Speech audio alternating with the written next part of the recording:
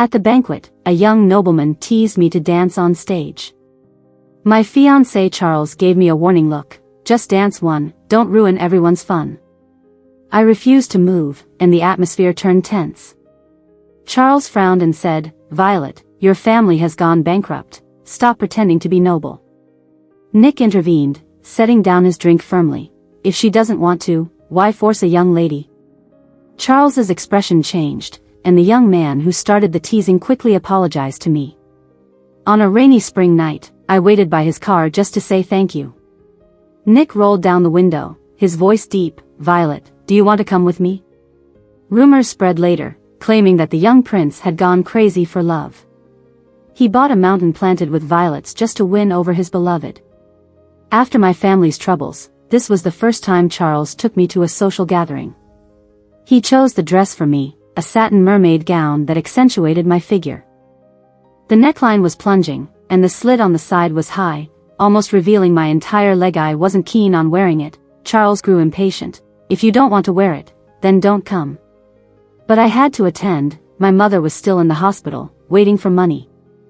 After a few rounds of drinks, a well-known dandy in the circle pointed at me. "Isn't Violet a dancer since childhood? Why not go up and dance?" I forced a smile. "I'm sorry, the outfit today isn't convenient." "Charles, she doesn't want to." That young nobleman looked displeased and turned to Charles. Charles furrowed his brows and said to me, "You just go dance one, don't ruin everyone's fun." I stood still, and the atmosphere started to get awkward. The young nobleman continued taunting, "Your family is bankrupt, stop acting high and mighty." Charles heard this and immediately turned serious. "Violet, your family has gone bankrupt, and you're still pretending to be noble?" A wave of laughter. I looked at Charles suddenly. That faint sneer in his eyes was painfully clear. I paled, clenched my fists, but stubbornly refused to back down. "Violet, if you don't go now, then get out." I choked up, tears of humiliation welled up. The man who arrived like a star and sat quietly in the VIP section broke the silence by firmly setting down his drink. The room fell quiet amid the noise.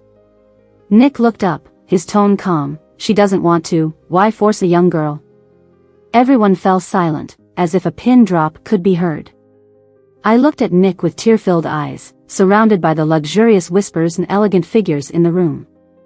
Nick's gaze swept over my face, then towards Charles, his displeasure evident. Charles was taken aback, quickly apologizing. Nick raised his hand, silencing Charles awkwardly. "This isn't a place for your scandal, Charles. Mind your behavior." Charles's face turned pale. The young nobleman who led the teasing, sensing the situation, quickly stood up to apologize to me. "Violet, I apologize for being presumptuous just now. Blame it on the drinks." I shook my head lightly. The mockery and teasing from others didn't bother me much. I'd seen too much these days. But I felt cold at Charles's attitude just now. I left first. I walked away, and Charles followed.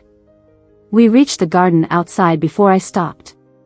"Charles, let's call off our engagement." Charles was annoyed. "Violet, are you never going to stop?"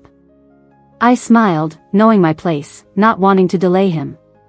"Violet, just because Nick helped you out, doesn't mean you've ascended to greatness." "So what? What if I don't want to?" Charles calmly said, "Violet, don't regret it." I said nothing and walked away. This time, Charles didn't follow. Rain began to fall on the spring night. I had no umbrella, just clutching my purse, standing quietly in the light rain. Only when the Rolls-Royce with double license plates approached from afar. The car lights pierced through the fine rain mist like silver needles, enveloping Maine. The misty rain, everything was in black and white. Only the faint crimson at the corner of my eyes and lips fell into the deep eyes of the man in the car. The car stopped in front of me. The rear window slowly rolled down. Nick leaned back on the seat, a slender cigarette between his fingers. He looked at me, eyes blending in the dark shadows, making it hard to see. I took a step forward, bowing deeply. "Nick, thank you for helping me tonight." Nick nodded slightly, "Just a small favor." I bit my lip, sincerely thanked again. "Thank you for your kindness." Nick remained silent. I respectfully stepped back. I had no ulterior motives, just a simple thank you. But the car didn't leave. Nick lowered his eyes, flicking the cigarette ash with his long fingers. He looked at me again, Violet. I was surprised he knew my name. More surprising was what he said next. Didn't Charles see you off? Nick's voice was low but rich and pleasant. I was momentarily stunned. There was a deafening silence, as if I could hear the rain. I already told him earlier, our engagement is off. My voice was barely audible. Nick glanced at me. I took a step back. Nick, I won't bother you. Violet? Want to come with me? I was puzzled and lost, eyes searching aimlessly. A sudden pang of pain and bitterness spread through my limbs. For some reason, tears welled up in my eyes. You can think about it, no need to rush to give me an answer. Nick said, pointing to another car nearby, you're soaked, let my driver take you back. The next day, I woke up to multiple missed calls on my phone. When I hurried to the hospital, my mother had already been discharged. The hospital bills were piling up, but I couldn't afford them. All our assets were frozen, including my bank cards. Now, I only had a little over $100 left in my entire body. At that moment, the debt collectors also arrived at the hospital. They cornered me in the hallway, pushing and shoving, arguing, even snatching the earrings off my ears. No one noticed my mom, who had attempted suicide twice, weak and haggard. Quietly, she sneaked to the rooftop and jumped off, feeling hopeless. 3 months ago, our family faced troubles, accumulated debts. My dad had a fatal heart attack. My mom, completely devastated, tried cutting her wrists twice, luckily saved each time. But this time, luck wasn't on her side. She turned into a handful of ashes, and I buried her with my dad. On the way back, Charles called. Violet, how's Auntie? He asked. Charles, did you send those people to stir up trouble at the hospital? I asked. Charles chuckled, Violet, I just wanted you to face reality, give in to me a bit. I forced a smile through my tears. Charles, you make me sick. Violet, do you really think I can't live without you? Charles replied before hanging up. Shortly after, he sent me a screenshot. It was a message from my cousin Alice. Just 3 minutes ago. You will always be a caged bird, even if you can't stand the light. The accompanying photo was of 2 tightly held hands, one wearing a ring, the engagement ring I once put on Charles. I sat in the stairwell of the apartment until late at night, not shedding a tear. Eventually, I called Nick. When Nick found me, my cheeks were flushed with fever. Violet, he turned around, tall and majestic under the lamp's light, almost like a deity. Nick reached out his hand to me. I didn't reach back, but hoarsely called out, Nick. Nick scooped me into the car. Feeling uncomfortable? He asked as he gave me some water. I leaned against him, shaking my head, then nodding. We were almost home. Nick touched my forehead, still burning hot. He took out a bottle of wine from the car fridge and had me hold it to cool down. I pressed the bottle against my face, gazing at the brightly lit mountaintop, a massive structure resembling a palace. Suddenly, I asked softly, Nick, can I take a photo? Nick looked surprised but nodded. I took out my phone and captured the mysterious luxury mansion in the rain. Nick carried me upstairs and laid me on the master bedroom's big bed. The doctor was waiting, took my temperature, gave me a shot and medicine, and left after giving instructions. I watched him take off his suit jacket, loosen his tie, revealing his lean yet strong shoulders and slim waist. His impeccably pressed pants clung to his long, sturdy legs. His physique seemed even more superior than his appearance. Dizzy and disoriented, I met Nick's gaze, and he faintly smirked. What are you looking at? Nick, can I post a story? I asked. What story? He inquired. The photo I took earlier, I replied. Nick nonchalantly said, it's up to you.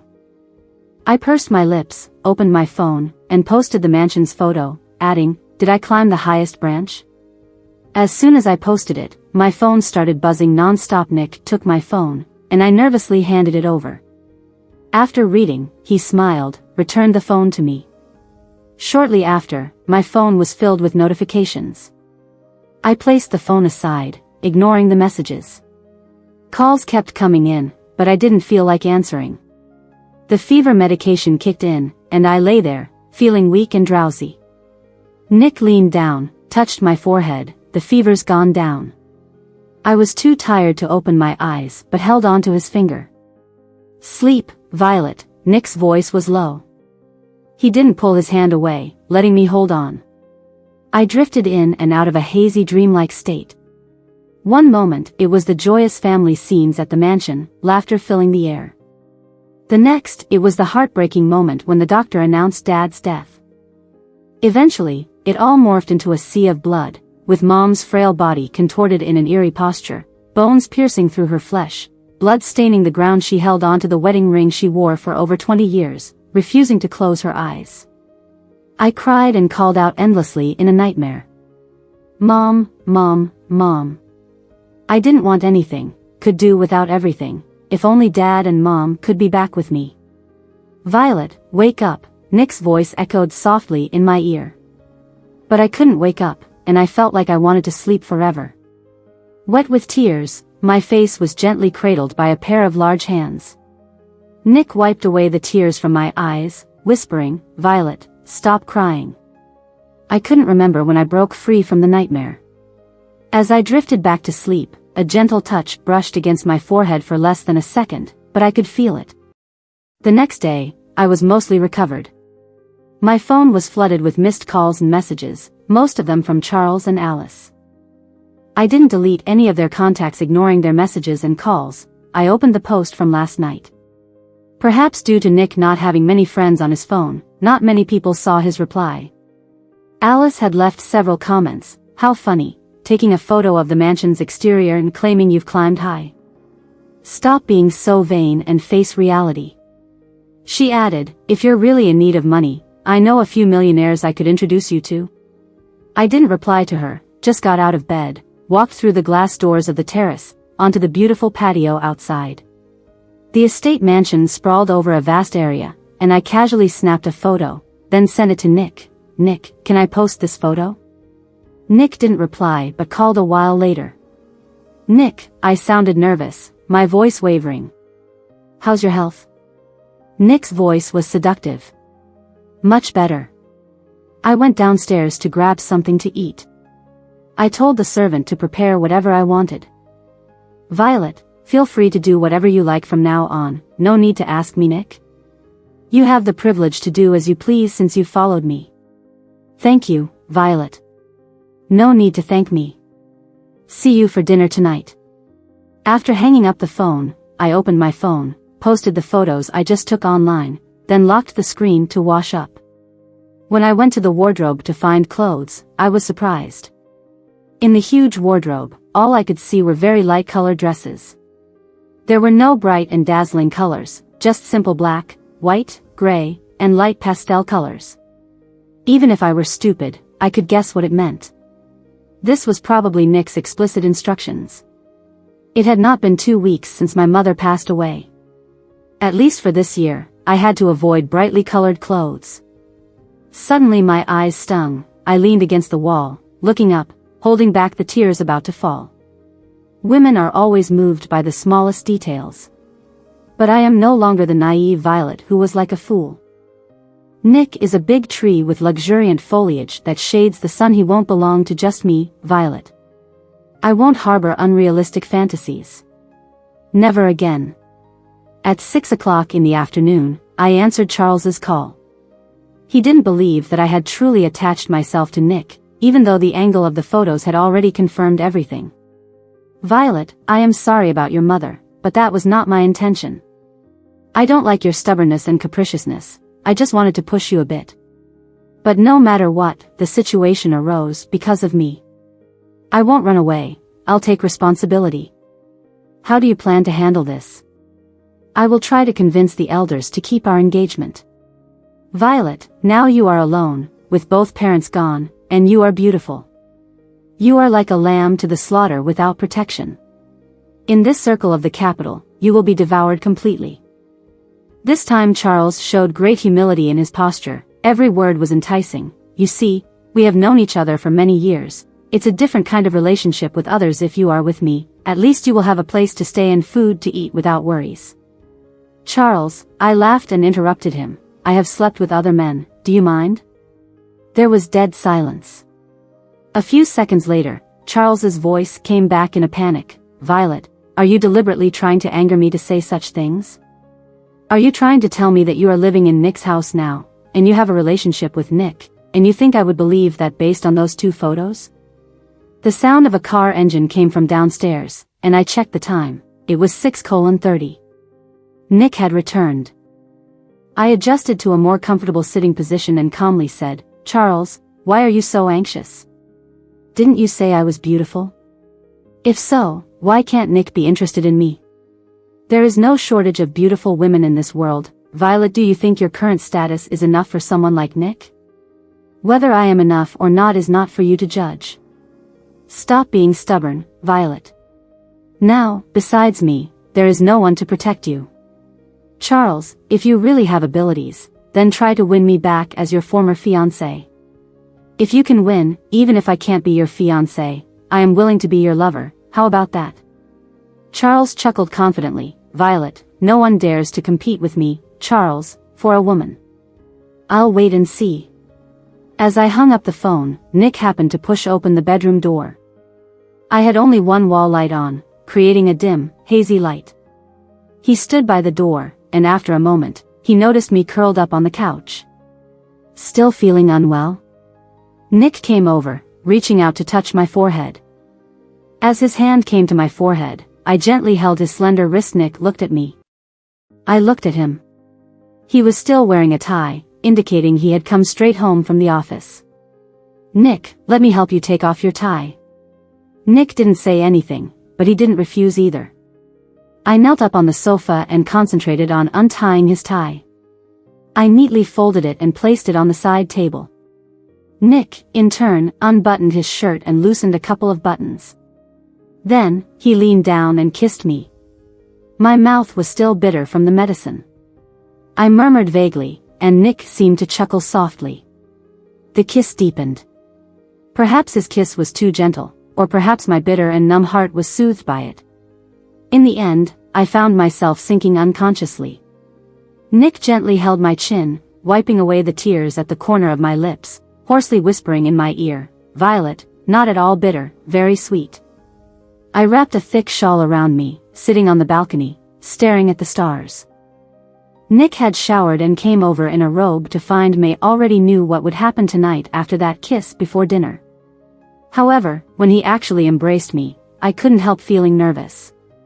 I had shared kisses and hugs with Charles, but we hadn't gone further.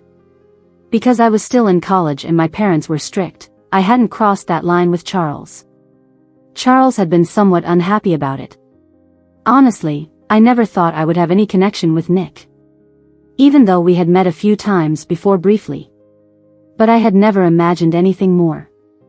But now, I found myself having such intimate contact with Nick. Furthermore, I would soon be his woman. What are you thinking? Nick brushed away the messy hair near my temples, asking softly. Violet, I'm wondering why you were willing to help me that night. Was it a sudden act of kindness, or? I don't have that much kindness. Nick cut me off. When have I ever meddled in your business? Despite reminding myself to stay alert, my heart couldn't help but beat faster hearing his words. I looked down, unconsciously twisting the belt on his robe, even sweating in my palms. Did I not understand? When I lifted my head again, I boldly locked eyes with him. Is Violet also just attracted by appearance? Nick's thin lips curved slightly, his fingers tracing the corner of my eye. His eyes filled with a mix of deep and shallow smiles. Everyone has a desire to look attractive. I suddenly breathed a sigh of relief. But in the next moment, I felt strangely lost. Nick only noticed my face. Nick just noticed my face, nothing more. An orphaned girl with nothing. Did I still dare to hope that a man at the pinnacle of society would reach out to help out of liking and admiration? But maybe this is for the best. He likes my face. And by clinging to this high branch, I can fulfill my own wishes without feeling indebted. Alice. Nick placed me on the soft bed, brushing aside the strands of hair on my forehead. He looked down at me, his eyes carrying a hint of seriousness. If you regret now, there's still time. You're young, I don't want to pressure you. Of course, even if you regret it, Nick's smile was faint, his tone calm, but with an air of confidence and determination. I won't make things difficult for you. On the contrary, if you need help, I'll still help you. I lay on the bed, looking at the man so close by. A mere brick's throw away from a rich young man. Nick, whatever he wants, he doesn't have to ask, plenty are eager to offer it to him. But at this moment, he was saying these words to a girl with nothing. Even if it was a deception, a way to conquer women by retreating, it was still stirring. After all, for Nick, he didn't need to go to such lengths. I didn't respond to him. I just reached out and hooked my arm around his neck, pulling him towards me, embracing him. Nick, I don't regret it, I'm willingly doing this. As our skin touched, my heartbeat felt really shyly bit my lip, not daring to look at him. As we neared the culmination of our closeness, I spoke softly, Nick, I'm a bit scared, can you teach me slowly? Another rainy spring night. But this time, I stood outside Nick's car. I just wanted to say thank you. No hint of clinging in my mind. But this time, my entanglement with him had deepened, becoming inseparable. The spring rain grew heavier, drops tapping on the glass, one by one. My neck, chest, marked with red patches from kisses. Waist, thighs with traces of fingers. Even my slender calves, faint bite marks. The spring rain moistened every corner of the world. Even my eyes seemed to carry a hint of moist spring feelings. And Nick, holding my hands tightly, his eyes filled with deep desire and satisfaction. In the end, he lowered his head to kiss me deeply. I heard him whisper my name, Violet. In that moment, I had a fleeting illusion that I was loved. Spring is always fleeting. After the continuous spring rain stopped, it seemed like summer arrived overnight. There was a small banquet tonight, a rare occasion, and I was invited. Nick respected my wishes. Aside from his 2 or 3 close friends, no one else knew about our relationship. But now that my family debts were cleared, and our old villa reclaimed, the rumors in our circle were changing subtly. There were whispers everywhere, suggesting that I had gotten involved with some unknown big shot and things had changed drastically. People asked me indirectly, and I didn't deny it. I refused to disclose the identity of the big shot behind me. This only fueled more curiosity. Even Charles called me several times in frustration. At tonight's banquet, Charles would be there. My scheming cousin, Alice, would also attend. When my family was fine, Alice appeared cute and innocent in front of me. But this seemingly harmless sister of mine had long been involved with Charles. And at my most difficult and painful time, she didn't hesitate to stab me in the back. I don't like trouble, but I'm not afraid of it either. I won't let Charles and Alice get away with it. Ultimately, I chose a slender strap dress with a trailing hem, revealing my beautiful neck and delicate collarbones, but also exposing the faint marks of kisses on my neck and chest. I didn't let the makeup artist cover them up. I even tied up my long hair, without wearing a necklace. Unsurprisingly, when I entered the banquet hall, almost everyone's eyes were on me. Violet, didn't you bring a boyfriend? Alice looked behind me, then giggled, why hide? Are you embarrassed? Nick wasn't with me. Such events didn't require his presence. Even if his secretary made an appearance, it would be considered a great honor. He called me before I left, and he would come to pick me up after the party. Going home. Unconsciously, I had started to think of Nick's mansion as my own home. I looked at Alice, my tone icy, before calling others embarrassing. Shouldn't you think about your own actions? Alice. What do you mean? Literally, have you not acknowledged your own deeds? Alice. Why are you acting so arrogant? Just because you snagged an old rich man, if your uncles and aunts knew about the ugly things you did, they wouldn't rest in peace. I raised my hand and slapped her hard across the face. Alice was stunned, intending to strike back instinctively, but I was faster. I slapped her again. I used a lot of force, even scratching her face with my nails. Alice covered her face and cried out after a while, "Charles, look at this bitch, Violet." But Charles stood there, his eyes fixed on me. "Charles," Alice cried out again, tugging at his sleeve. Charles, however, pushed her aside. Alice almost fell, but someone helped her stand up. "Violet," Charles said with a dark expression. I rubbed my wrist, looking at my sore fingertips. The slap was too hard, my well-kept nails were torn, and blood was oozing. Charles approached, clutching my wrist. "Come with me." I struggled but couldn't break free. Charles pulled my arm and led me out of the banquet hall. Among the guests tonight, Charles had the most prestige and the best background. So no one dared to stop him. Even Alice, who was visibly upset, didn't dare to say a word. He dragged me all the way to the car outside. Unable to break free, I stopped resisting. I got in the car. Charles opened the door and pushed me inside. "Charles, what do you want?" I said. "Violet, after all these years, I don't want to see you degrade yourself. So, if you want to be a lover, why not be with me?" Charles pushed me to the back seat. "At least we've known each other since childhood, I won't harm you." I said, "Charles, be careful. The man I'm with is not someone you want to mess with. He may be powerful, but he can't control everything," Charles said with scorn. His eyes fell on the love marks on my chest. Losing his composure completely. "I will fight him even if he's Nick. Do you dare?" My sarcastic tone clearly enraged Charles. "Violet, even if he's Nick, I won't let him take you away. Besides, you're my fiancée, my woman," he said. "But Charles, you didn't want me. Now, I'm with someone else. He treats me well." "Look, we were together last night," I said, running my fingers over the marks on my chest. "Enough, Violet." Charles was visibly angry. "Charles, remember, you can't afford to mess with him. You will get into trouble," I warned. But my advice seemed to provoke Charles even more. The car sped away and finally stopped at Charles's villa on the outskirts. It was late at night. Charles had taken my phone and turned it off since we got in the car. But I wasn't too afraid. Charles took me away from the banquet hall, and everyone saw it. Nick must have known about it by now. My only worry was whether a man like Nick would go to war for a woman. At the villa, Charles seemed to regain some composure. He sat on the sofa, gazing at me intently, but didn't make any move. I sensed that Violet might be regretting it. But constrained by a man's pride, she hesitated. I laughed, stood up, and said, "Can I borrow your driver to take me to a place where I can get a taxi?" "Tonight didn't happen, Violet." "Don't be afraid," he said. "Afraid? Aren't you afraid?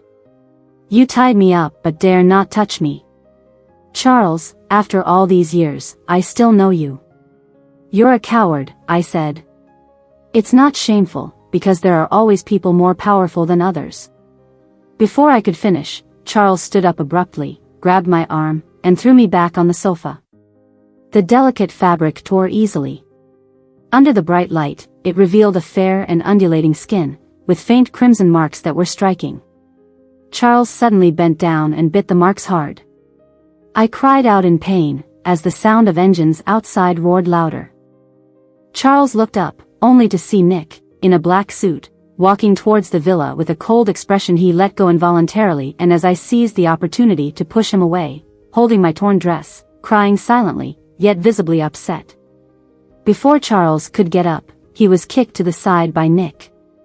Charles, in pain, struggled to stand up. But before he could steady himself, Nick kicked him down again. This time, Violet's face hit the coffee table hard, blood flowing, and she passed out. I was so scared that I dared not cry anymore. I huddled in the corner of the sofa, trembling, looking at Nick in fear. He glanced at me and then instructed his secretary to take care of things here. "Yes, Nick," the secretary replied, sounding a bit shaky. Nick lowered his gaze, adjusted his cuffs, and then walked over to me. "Nick, are you hurt?" I quickly shook my head, but my torn dress exposed the bite mark on my chest at the right moment. A snow-white area was stained with bright red blood drops. Nick's pupils suddenly tightened, his face becoming cold and frosty. I tried to cover it with my hand, but he bent down and lifted me up directly. "Nick, I'm sorry," I murmured softly, tears rolling down again. Nick didn't say anything, but his grip on my arms was tight. I almost felt suffocated but dared not struggle, so I gritted my teeth. We drove back to the villa on the mountaintop in silence. Nick didn't speak a word during the whole journey, nor did he let me get off him. The atmosphere was so oppressive, and my heart was in a chaotic mess. I knew very well that my little tricks and schemes were totally inadequate in front of Nick. But besides that, I really had no other way to get back at Charles. I could never swallow this anger from the beginning.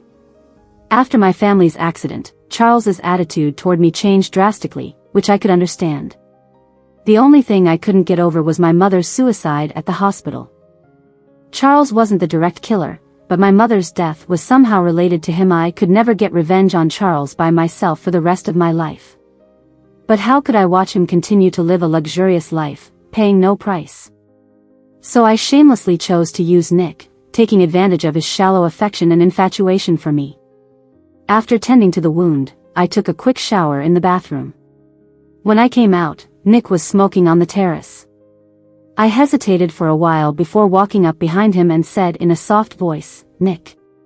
He slowly turned around, leaned against the railing, looking at me. The slender cigarette between his fingers lit up, exuding a clear sandalwood scent, flickering on and off. Standing in front of him, I felt like I had nowhere to escape. I didn't dare to meet his eyes. The short half-minute felt like half a century. Nick extinguished the cigarette between his fingers, took a step closer. I instinctively wanted to step back, but he pressed me against the glass door. Violet, his fingers, burning with a hint of tobacco scent, touched my lips. My heart was pounding like a drum, and my legs almost gave way. Nick leaned in, his hot breath brushing against my ear. "You can ask me directly for anything you want to do in the future. I will always say yes to you. You don't have to do this. Don't degrade yourself like this, Violet, do you understand?" I was so ashamed that I almost couldn't face myself. Tears welled up instantly.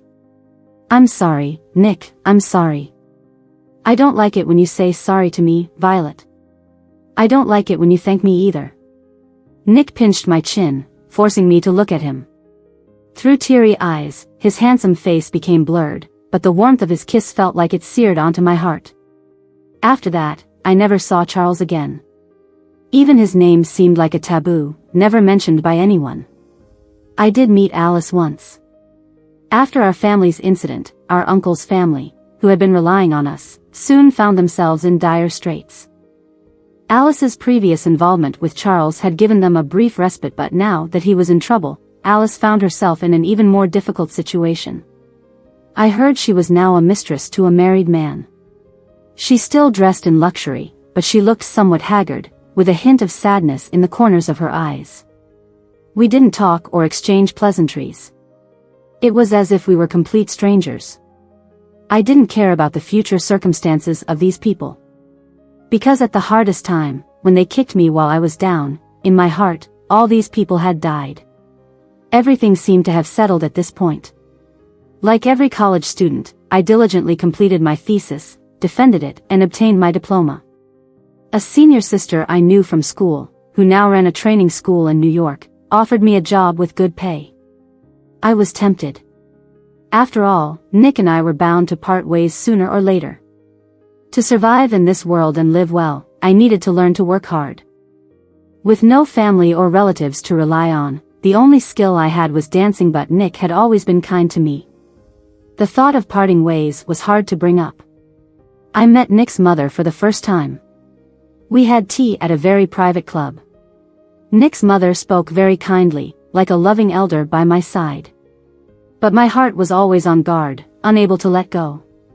Halfway through the tea, the lady put down her teacup and sighed. "Nick will turn 29 after the new year. His marriage has always been a concern for me and his father. Recently, I asked him, but he said he had no plans to get married. The lady looked at me and said, "Violet, you and Nick have been together for almost a year, right?" I nodded, "Yes, it'll be a year by next spring." She smiled. "Nick has been busy with work for these years, hasn't even been in a relationship. You are the first girl he liked. His father and I thought we would be able to hold our grandchild soon." I lowered my eyes, staring at the tea leaves floating in the teacup. My fingers on my lap were twisted together, trembling lightly, though I've always been very clear and rational, knowing that Nick and I wouldn't work out, that we would inevitably part ways. Hearing him say he had no plans to get married hit me a bit uncomfortably. "You're a good girl, and Auntie knows about your family situation, and I feel for you, Violet. It's just that Auntie is worried that Nick will hold you back because a girl's youth is short and precious." I tried to remain calm, lifted my head and looked at her. "Aunt, what do you want me to do?" "I don't want you to do anything, dear. Aunt just feels that you shouldn't waste your time on Nick since he has no plans to get married, right?" "Exactly. You're very smart, Violet, young but so clear-headed. Aunt believes that no matter what, you will do just fine." As I left the club, I didn't take a car and walked for a long, long time. The winter wind was cold, but it made me painfully aware. Mrs. is a good person. She expressed her thoughts very subtly, but it didn't make me uncomfortable. I know that my current status doesn't match Nick's. But she didn't harm my poor self-esteem. For that, I am grateful. When I reached the intersection, the traffic light turned green, and I crossed the crosswalk with the crowd. Suddenly, I stopped in the bleak cold wind of London, tears silently streaming down my face. Nick got even busier. Recently he traveled to France, and his mother sent me some pictures. "Violet, what do you think of this girl? She has known Nick since they were kids. She looks a bit like you. What do you think if Nick likes her?" I looked at the beautiful and charming girl in the photos. My heart trembled with pain. People are greedy. Unknowingly, I seemed to be getting more and more greedy for more from Nick. I couldn't bear the thought of Nick marrying another woman. Couldn't bear the thought of him kissing and embracing other women, doing the most intimate things with them. Couldn't bear the thought of him sharing a bed and nurturing life with another woman. Just thinking about it, even a little, made me feel unbearably painful. But in the end, I could still calmly reply to his mother's message. "Aunt, whoever you choose is undoubtedly the most suitable, and Nick will like her." "That's good, Violet. You mentioned wanting to work in New York before. How's that going?" "Aunt has a vacant house in New York, so if you go, you can move right in. After all, you're a young girl, safety is most important." "It's okay, Aunt. My older sister has an apartment there, and I will share it with her." "That's good, then Aunt can rest assured." The next day, Mrs. Nick posted a story. In a revolving restaurant in Paris, a beautiful girl in a Chanel dress was looking at the handsome young gentleman across the table with a sweet smile. And that gentleman, with a gentle smile in his eyes, seemed equally elegant. I looked at the girl in the photo, the socialite she posted the picture of yesterday. Beauty was just the least of her qualities, that kind of relaxed and gentle elegance, the refinement infused by centuries of wealth, was naturally written in her every move. She and Nick seemed truly like a perfect match. I put down my phone. At 11 o'clock Paris time, Nick video called me as usual. In fact, I wanted to ask him about the girl he dined with during the day. Does she really resemble me? Does he like her? But in the end, I couldn't ask. At 1 o'clock in the morning Paris time, Nick should already be asleep.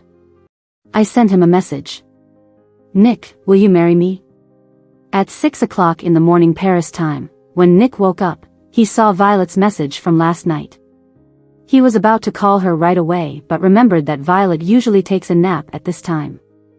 He pondered for a moment, then replied to the message, "Wait for me to come back." He then called his secretary and assistant. The week-long trip was compressed to 2 days. He even took the time to personally purchase an extremely rare diamond. Despite Paris being the fashion capital, there was no time for customization, so Nick simply bought a set of jewelry worn by the Queen of England in the last century. Proposals should not be initiated by girls. So, He didn't directly answer her. Yes, he wanted to marry her. From the beginning, he was serious. But he had never been able to sense her feelings. She had always seemed to keep her emotions at a distance. From beginning to end, she never tried to reveal her heart to him. So he never brought it up, afraid of scaring her off, unintentionally pushing her further away. Until he received this message, he regretted it. So, even with a tight schedule, he wanted to do everything he could to give her a grand proposal. But after everything was arranged, Nick received a reply from Violet. "Nick, I'm sorry, I got ahead of myself and had thoughts I shouldn't have, making things difficult for you. I have decided to work in New York and won't be coming back to London for nearly a year. Thanks to your kindness and care, Violet will always remember you in her heart. I wish Nick all the best and a fulfilling life." Nick looked at his phone screen. Just a few lines, yet he stared at them for a full 10 minutes. When he tried to call again, the number was already disconnected and couldn't be reached. He then called the villa. The servant's voice trembled. Violet had left early in the morning. Nick hung up the phone. He took out a small box from his coat pocket. The red diamond inside sparkled like fire. He had imagined countless times how beautiful it would be for her to wear the engagement ring on her finger. But at that moment, right before his wish was about to come true, everything suddenly fell apart. That was the feeling. Nick put away the diamond, called his secretary. "Find out what happened in London today, tell me every detail without omission." After 2 weeks on the job, I have gradually adapted to the fast-paced life here, from being forced to dance on stage because of those dandies causing a scene, to now taking all kinds of performance gigs to make a living. It's been quite a change for me. Leaving New York, I didn't take anything with me. Nick hasn't been bad to me at all, but I've been using him from the start. I couldn't bring myself to take everything he gave me, so when I left, I only took my own things. But Nick clearly spoiled me. The extravagant lifestyle of the past year made it quite uncomfortable for me to move into a small apartment calculated by the square foot. Our senior sister received a lucrative private job offer. It said that there will be a fireworks show all night by the harbor. We will perform on the cruise ship, and the remuneration is astonishing. The whole dance troupe simply gave up their annual leave. As we boarded the cruise ship, during the tense preparations before the performance, I overheard a few girls excitedly discussing. I heard that a very mysterious and low-key tycoon from New York bought a mountain. I heard about it too. It seems that tonight's fireworks display at the port is also his doing. A whole night of fireworks display, it's literally burning money every minute. I wonder if we'll get to meet this tycoon tonight. What are you thinking? Such a big shot surely has bodyguards and assistants around him. No one is allowed within 100 meters. I listened to these discussions, just smiled and shrugged it off. The extravagance of the wealthy is something ordinary people can't even imagine. Do you know what a tycoon does when he buys a mountain? What? Build a mansion, a private estate? A villa on the mountaintop? Is the tycoon crazy? The girl looked puzzled. I heard he wants to plant fields of violets. I felt a sudden stir in my heart. My whole body had a moment of shock. That crazy idea was almost about to burst out instantly, but I desperately suppressed it. Maybe it was because I experienced the ups and downs of human nature overnight. So, subconsciously, I just couldn't believe that I could also be favored. But violets. During the months I lived in Nick's mansion, the garden had unknowingly been filled with violets. He never spoke lightly. But just like he promised me in the beginning. Violet, no matter what you want to do, I will always agree. Violet, come out for a moment, someone's looking for you. Suddenly, our senior sister hurried over, pulling me out. I was still in my thin dancing costume when she dragged me into the hall. I saw Nick holding a wine glass, chatting and laughing with someone. Nick spent a fortune buying a mountain. They say he wants to plant fields of violets. Can I ask, what's the reason behind that? Looks like Nick is trying to make someone he likes change their mind. The whole room erupted in discussion. Which lucky lady has Nick gone to such lengths to make happy? Nick, if I may ask, is this lady present? I must have done something wrong that made her angry. I didn't give her enough security. didn't tell her my intentions when she needed affirmation. She's here, but I don't know if she's still mad at me or willing to see me. Everyone was whispering, looking around to find her. But Nick only had eyes for me the whole time, finally drawing everyone's gaze to me. Our senior sister gently pushed me, "Violet, go over there." But I stood there, as if my feet were nailed to the ground, tears streaming down my face endlessly. "Violet." Our senior sister, teary-eyed, softly held my hand. "Love isn't meant to be said out loud, it's meant to be felt constantly. Violet, Nick truly loves you." Finally, I took a step forward. But just as I took my first step, Nick set down his wine glass and strode towards me. In the night sky over the harbor, fireworks blossomed everywhere. Nick held me tightly in his arms and whispered in my ear, "Violet, you just need to take the first step towards me. I'll walk the rest of the way for you." I cried for a long time in his arms, but when I finished crying, I couldn't help but ask him, "What about the pretty girl you had dinner with in France? She has someone she likes." When we met, we agreed to go back and explain to our families. "You didn't lie to me?" "Violet, I have never told you a lie." I couldn't help but smile, but as I smiled, tears fell from my eyes again. "Nick, I always feel like I don't deserve you. I'm bad and selfish, using you over and over. Even though I willingly let you use me, Violet, I'd rather you could tell me anything directly, come to me directly. Because no matter what, I will always agree with you. I told you from the start, Violet, as long as you ask me, as long as it's what you want, I will agree." Nick lowered his head, brushing away the tears at the corner of my eyes. "This promise, it's forever valid, it will never change, and indeed, throughout the long life that followed, it was just like that." Nick never broke his promises to me. Just as our senior sister said, he never spoke the word love. But the love was soaked in every detail of our life together. But for Nick, he always seemed to feel that he wasn't doing enough. Because of the pain of childbirth and the heartache of nursing, he couldn't share the burden with me. He felt even more indebted to me. Wealthy families believe in the more children, the merrier, but we only had one child. He refused to let me go through childbirth again, stubbornly touching. What I could give him in return was devoted love. The love of a lifetime, always together.